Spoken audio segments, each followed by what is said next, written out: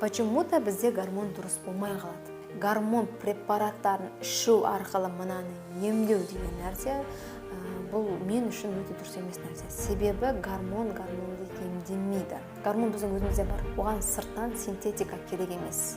Яғни өзіміздегіні көбірек өндіру үшін бізге лучше витаминотерапия, ферменттер дұрыстау керек. И қазіргі таңда кең қолданып жатқан бұл бізде плазмолипия және PRP, или болмаса гирудотерапия, или хиджама хотя бы. Ассаламу алейкум, қайырлы күн қыздар. Бүгін біздің тақырып жалпы гормондарда. Гормон деген не? Ол не себептен бұзылады? Неге бұл гормон бізге жеткіліксіз, ал мына гормон неге көп деген сияқты сұрақтар, я? Жалпы қалай? Біз бүгінгі тақырыпта осы женский гормондар, яғни бұның ішіне не кіреді? ФСГ, ЛГ, фолликуляр стимулирующий гормон, лютеин стимулирующий гормон, эстрадиол, яғни эстрогендер, женский гормонда, мужской гормон, тестостерон, одан бөлек біздің мына жердегі жатырдың гормоны прогестерон, содан бөлек тек бұл өзімен жұмыс жасамайды ғой. Оған көмектесетін не? Біздің сүт безінің гормоны пролактин, зоб, щитовидка, қалқанша безінің гормоны, бұл ТТГ, антитопо, ТОШ, Т4, свободный, сонымен қатар негізгі қызмет атқаратын бұл біздің гипофиз, особенно турецкого седла, да? Сол жердегі гормондар туралы сөйлесетін боламыз. Олар не істейді, қайда бөлінеді, бұл құрылыс қалай жүреді, неге сіздің гормоныңыз реттелмейді, хотя мыңдаған гормон ішіп сіз не істеп жүрсіз вообще, да? И сізде қалай ранний климакс басталды, міне.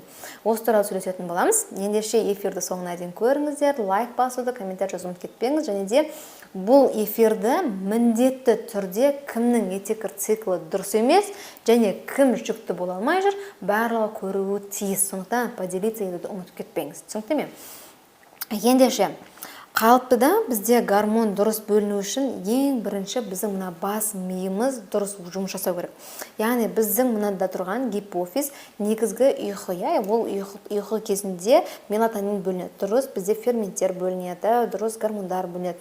И сол уақытта бізде либерин, статин деген нәрселер бөлінеді, яғни олар бұл негізгі сигнал беруші нәрсе. Мысалы, машина жүру үшін газды басасыз ғой, газды баспай сіз рөлмен бұрып кете бермейсіз ғой, да? Или болмаса тек қана скорость қойып алып газды баспай жүре аласыз ба? Жүре алмайсыз, обязательно газ басасыз, дәл солай біздің негізгі газ осы жерде тұрады, да?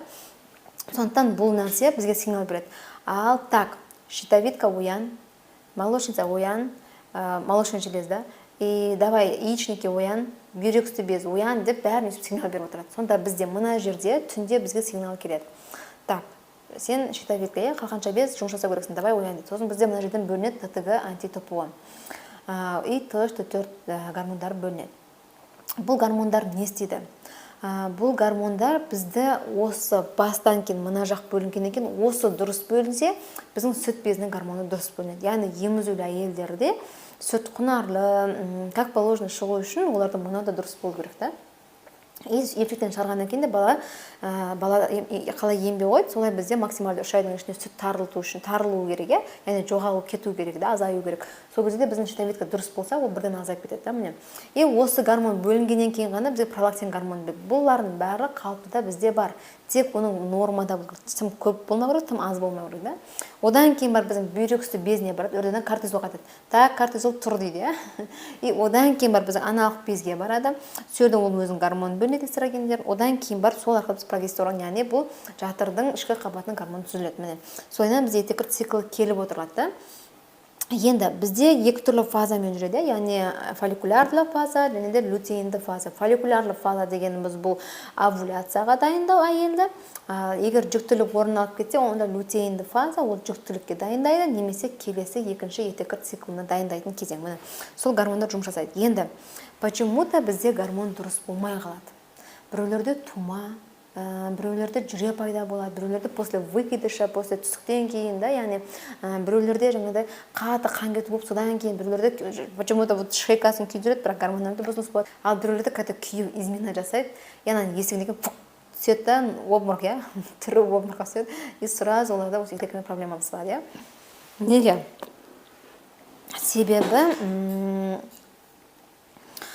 мына жерде негізгі сезім мүшесі бұл нерв талшықтары бар. Сол бізге дұрыс қызметін атқарып отырады, яғни сондықтан бұл дұрыс жұмыс жасау үшін біздің мына жердің полностью қан айналымы ретті болу керек. Бізде қандай қан айналымы бар? Бізде вена бар, артерия бар, лимфа жолы бар и нервный система. Осы төртеуі осыдан постоянно бүйтіп бірге жүреді, бірге түседі, бірге жүреді, бір қақабыршыда бірге жүреді.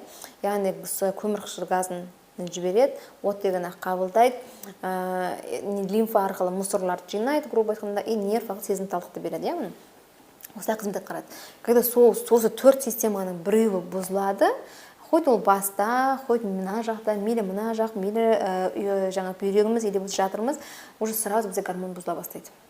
Ол либо көбейеді, либо азаяды. Сондықтан гормон препараттарын ішу арқылы мынаны емдеу деген нәрсе, бұл мен үшін өте дұрыс емес нәрсе. Себебі гормонды емдемейді. Егер гормоналды бұзылыс болса, значит, бірінші орында осы төрт нәрсені емдеу керек. Осы төрт қан айналымды емдеу керек. Оның ішінде көп бізде страдания бұл недімен? Лимфа жолдарымен болады. Сондықтан сізде ол үшін ферменттер дұрыс бөліну керек, ол үшін сізде витаминдеріңіз дұрыс бөліну керек, ол үшін сізде ұйқы дұрыс болу керек, ол үшін сізде питание дұрыс болу керек, ол үшін сізде жаттығулар жасауыңыз керек. Яғни осының бәрі комплект жүргіңіз. Мысалы, сіз гормон ішіп жатсыз ба, пожалуйста, мына бірге қосып істеңіз. Басқа ем албаса, пожалуйста, бірге. Кез келген нәрсені сразу желать болсын десеңіз, бірден гормон ішсеңіз, ол хуже болады. Ал жаңадан реттеуге оны болады. Зато эффект. Ал бірден гормон эффект болмайды. Менде өте көп случай андай. Менде қан кетті, сосын тоқтату үшін маған айтқан жоқ, бірақ 5 рет маған череден укол салды, атын білмеймін қандай екен дейді. Тупо сала береді. И салғаннан кейін ода все. Бізде көбінесе маған қатты ұнамайтын дәрінің бірі сол диферилин деген, ол кім шығарса да өкінішке орай кешірім өтінемін әрине. Но ол бізде аналық береді ұйықтату үшін, чтобы қан кетпеу үшін, бірақ ұйықтатқанда мәңгілік ұйықтап кетеді, бір жаман жер. Мәңгілікке мына ұйықтап кетеді. Бір ең ауыры сол. И плюс бізде ол қандай стимул дейтін дәрілер, яғни овуляция болсын деп стимуляция жасайды. Оны на крайнем случае жасау керек, уже все, бұдан соң выход жоқ дейді. Можно бір рет, екі рет, максималды 3 рет, ал без конца емес. Оны көп жасаған сайын, естественно, біздің аналық без қайта оянбауы мүмкін тоже, потому что фолликул қалмауы мүмкін, тез страдания болуы мүмкін.